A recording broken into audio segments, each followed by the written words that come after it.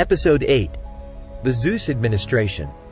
Previously, we discussed that in the Greek mythology, after the birth of the universe from chaos, the god of the sky, Uranus, collaborated with other gods to create this diverse and rich world, becoming the first-generation king of the gods.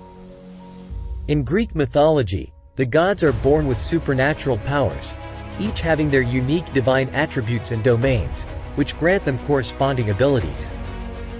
For example, the third-generation king of the Greek pantheon, Zeus, is the god of the sky, wielding control over lightning and the ability to influence the weather. Poseidon is the god of the sea, with the power to control the oceans and storms, while Hades governs the underworld. Ancient Greeks believed that offering sacrifices was a way to establish a connection with the gods, express respect, and seek divine protection. When facing difficulties or in need of guidance in life, mortals would turn to the gods for assistance through offerings and prayers. On the other hand, according to Greek mythology, an important source of the gods' power is the prayers and offerings of mortals. Therefore, if the number of the gods' followers decreases, their divine power would gradually weaken, and if all worship of a god ceases, they may disappear entirely. In addition to their divine powers, Greek gods also possess eternal youth and immortality. Given this, how is it that the ruling of the Greek pantheon changes? Is it achieved through a democratic electoral process, allowing for a peaceful transition of power, making Zeus the third-generation king of the gods? Actually, the transfer of power among the gods occurs through intense and violent battles known as the Titanomachy. When the third-generation Greek gods finally seized power after Titanomachy, the core deities eligible for the top leadership roles in the divine realm included Zeus, Poseidon, and Hades, the three brothers.